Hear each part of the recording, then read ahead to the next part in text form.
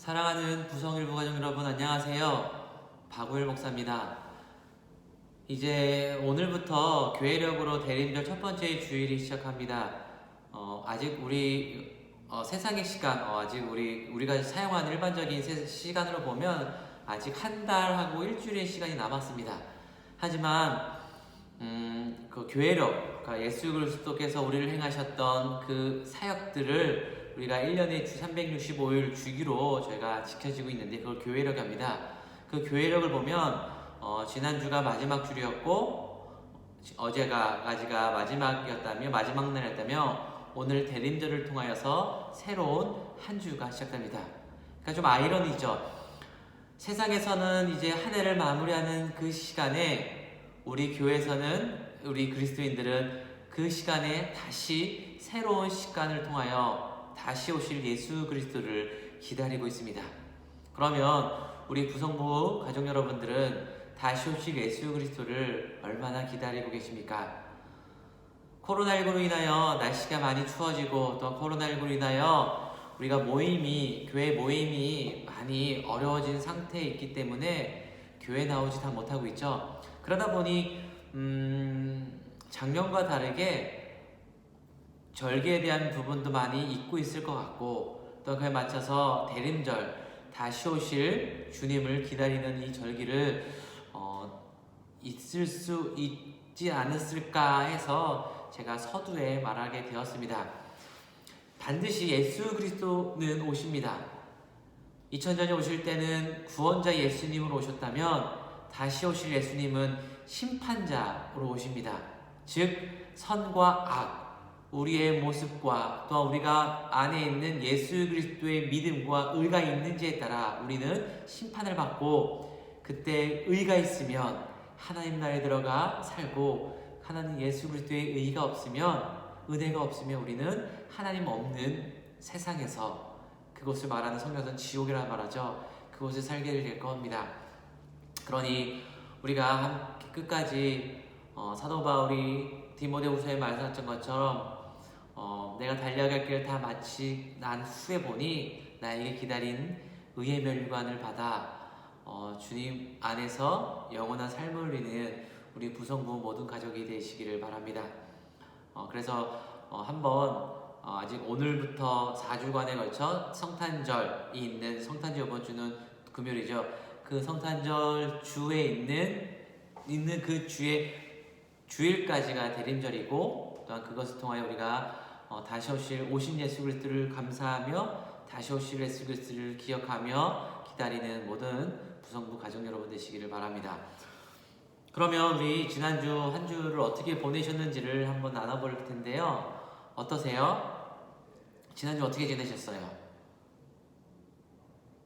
네, 코로나19 격상으로 인하여 많이 어려움을 또 예전에 그나마 조금 낮았다 생각했는데 이번 주는 코로나 격상으로 인하여 커피숍에서도 커피를 마실 수가 없죠. 맞습니다. 지금은 거의 모든 그 실내 상황이 제한되어 있습니다. 커피도 안에서 커피숍에서 마시지 못하고 테이크아웃으로만 드실 수 있고 식사도 저녁 밤 이후로는 또한 식사를 할 수 없게 되었습니다. 이런 어려운 가운데 살고 있는 우리가 그러나 끝까지 지니고 있고 할 것은 기도이고 또한 말씀이고 또한 하나님 만든 믿음입니다. 그런데 우리가 이번 주를 또한 보내면서 하나님께 나에게 베풀어서 내가 무엇인지를 한번 생각해 보았으면 좋겠고요. 그와 함께 내가 하나님께서 나에게 또한 내일부터 어떤 은혜를 베풀어 주실지를 기억하며 또한 기대하며 하루를 살아가시기를 바랍니다. 또한 기도 제목을 구체적으로 한번 정해보세요. 기도라는 것은 하나님께서 우리를 통하여 일하실 때 주시는 특권입니다. 하나님께서는 자신이 친히 일할 수 있지만 또한 기도하는 사람을 통하여 역사하십니다.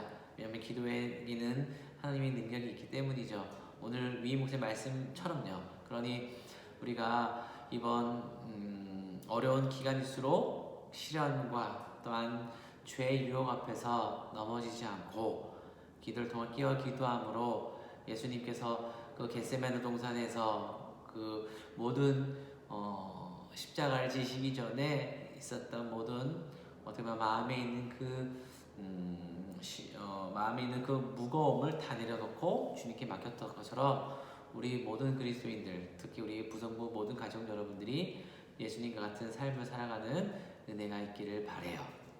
그러면 오늘 365 말씀입니다. 365 말씀 우리가 너무 잘 알고 있는 대로 히브리서 4장 12절 말씀이에요.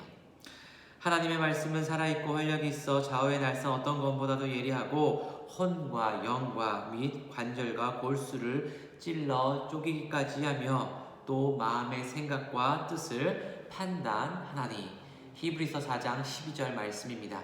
다시 한 번 암송해 볼까요? 하나님의 말씀은 살아있고 활력이 있어 좌우의 날선 어떤 검보다 예리하여 혼과 영과 및 관절과 골수를 찔러 쪼개기까지 하며 또 마음의 생각과 뜻을 판단하시나니. 히브리서 4장 12절 말씀입니다. 아멘. 오늘은 부부가 꼭 알아야 할 이야기 중 주제는 상기시키다입니다. 상기시키다라는 말이 이게 외국 책을 번역한 거라 조금 어떤 걸 다시 한번 기억하게 한다고 생각하면 될 것 같고요. 제가 예를 들어서 설명하면 이런 거예요. 부부가 이제 어떤 예를 들어서 같이 봤을 때면 부부가 어떤 부분에서 부족한 것이 있고 좀 챙기지 못하는 것이 있다면 옆에 있는 남편과 아내가 이렇게 쓰죠. 예를 들어서 아내가 지갑을 잘 두고 다닌다면 이렇게 할 수 있죠. 여보, 오늘은 꼭 지갑을 챙기세요 라고 생각하기 위해서 그것을 이제 그 상황을 또 실수하지 않게 만드는 것이 오늘 주제 상기시키다입니다. 그러면 당신은, 우리 부성부 가족 여러분들은 배우자가 어떤 것을 잃어버리지 않도록 기억나게 합니까? 상기시켜야 합니까? 그러니까 사랑하는 내 남편과 아내가 어떤 것을 잃어버리지 않게, 중요한 것, 작은 것일 수도 있고 아니면 중요한 어떤 상황일 수 있고 어떤 날짜일 수 있는데 그것을 잃어버리지 않도록 상기시키곤 하십니까? 사실 다른 사람에게 무언가를 자주 상기시키게 하는 행동은 상대가 자신을 벗어나지 못하게 의존하게 만드는 행동이라고 합니다. 왜냐하면 한 번, 두 번 챙겨주다 보면 그것이 이제 습관화가 되죠. 그러면 어떤 부분에 잘 챙기지 않는 모습을 뜻하기도 합니다. 어찌됐건 계속해서 옆에 챙겨주다 보면 계속해서 스스로 그 상대방이, 남편과 아내가 나의 이런 모습을 알고 다시 그 모습을 수정하고 고치고 하면 좋겠는데, 오히려 그 모습이 또한 나를 돌아보기보다는 오히려 상대방이 내 남편과 아내가 도와주겠지, 내가 있더라도 얘기해주겠지 라고 하며 상대방을 의존하게 만드는 행동이라고 오늘 교재는 이렇게 말을 하기도 합니다. 그러면 왜 어떤 사람들은 자주 타인이 어떤 일을 잊지 않도록 자신의 에너지를 사용하는 것이고, 또 혹시 당신도 이렇게 말해본 적이 없나요? 라는 예시가 있어요. 한번 예시를 한번 볼게요. 이게 우리 생활에도 맞는 부분이 있고 안 맞는 부분이 있지만 한번 해볼게요. 여보, 지갑 잘 챙겨요 라는 상기시키는 말이 있고, 여보, 집에 오는 길에 필요한 물품, 귤이나 아니면 맛있는 아이스크림 좀 사가지고 오세요, 꼭 잊으면 안 돼요 라고 말하는 거 있다면 이제 차에 대한 거죠. 당신이 기름이 얼마 남았는지 한번 확인해 보시겠어요? 저번에도 다 떨어져서 큰일 날 뻔했잖아요 라고 아내가 남편에게 말할 수 있고, 또한 아내가 아니 남편이 이번에 아내에게 여보, 옷 따뜻하게 챙겨 입어요, 당신 요즘 너무 춥게 입고 다니는 것 같아 걱정이 돼요, 그러니 꼭 옷을 따뜻하게 입고 다니세요 라고 걱정의 말을 해서 챙기는 것이 있다면, 또한 내가 한번 부탁했다는 생각이 들면 당신은 제가 한 100번쯤 부탁하는 것으로 알면 돼요 라고 말하는 예시가 있습니다. 마지막 예시는 한번 고민해 볼 만해요. 상대방이 얼마나 얼마나 사랑하는 남편과 아내의 말을 귀담아 듣지 않는지를 또한 생각해보고, 또 그 말을 통하여서 또한 또 말하는 사람이 남편과 아내가 그 상처에 대해 말하고 있지만 또 그것이 또한 싸움의 불씨가 될 수가 있거든요. 그래서 참 지혜가 참 필요합니다. 지혜가 참 필요한 것 같아요. 어찌됐건 이렇게 우리는 상기시키게 하긴 합니다. 그러면 당신은, 우리 부성부 가족 여러분들은 배우자로부터 어떤 상기시키는 말을 들어본 적이 있으십니까? 보통 어떤 말을 자주 들으세요?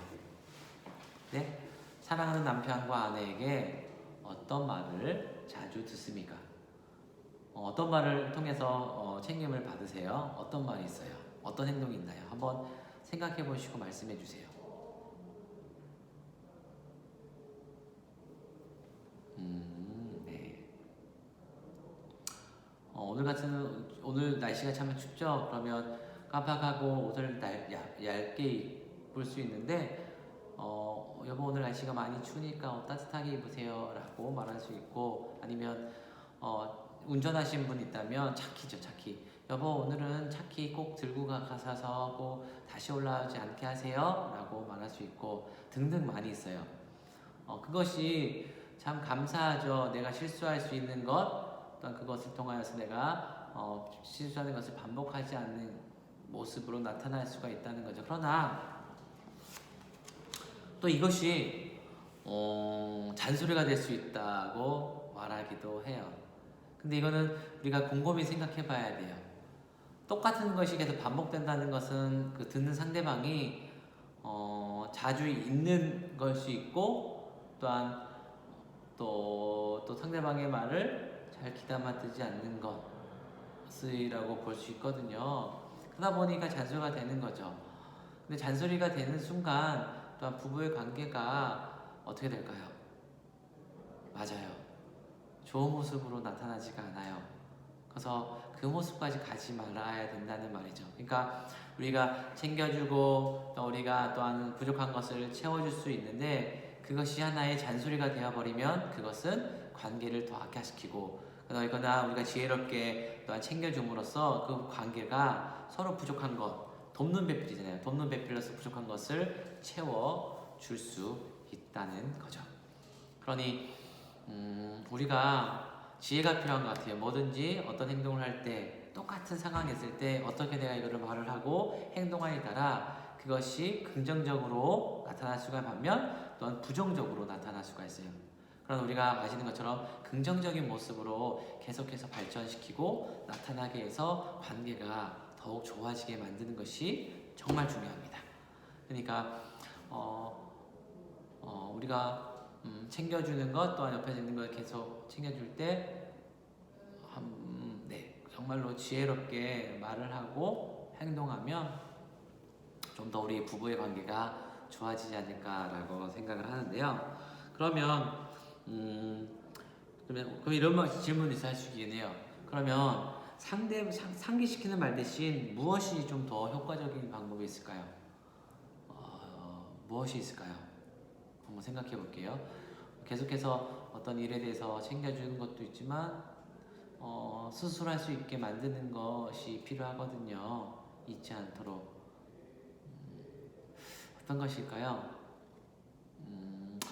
저는 이런 방법도 있다고 생각은 해요. 저희가 나가는 이제 현관문이죠. 현관문에 보통 집들은 앞에 철문을 하나요? 그렇기 때문에 요즘에는 이렇게 아크릴된 이렇게 자석판이 있어요. 판.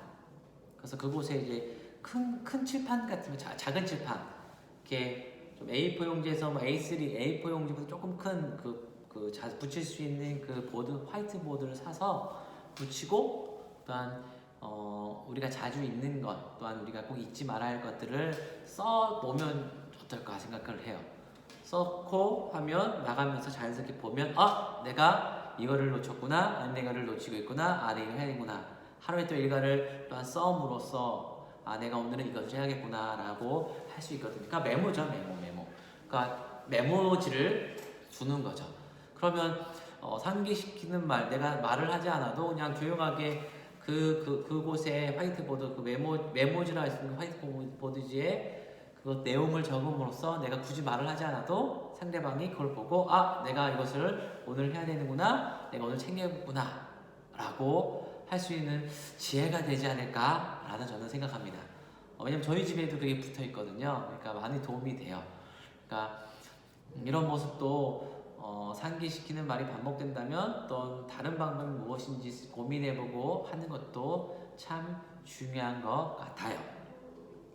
이것은 우리 한번 고민해봤으면 좋겠습니다. 저는 이런 방법을 쓰는 것이 좋다 생각했는데 우리 구성부 가족 여러분들은 또 다른 또 좋은 방법이 있으면 또 공유해주세요. 저에게는 이 방법이 가장 좋아요.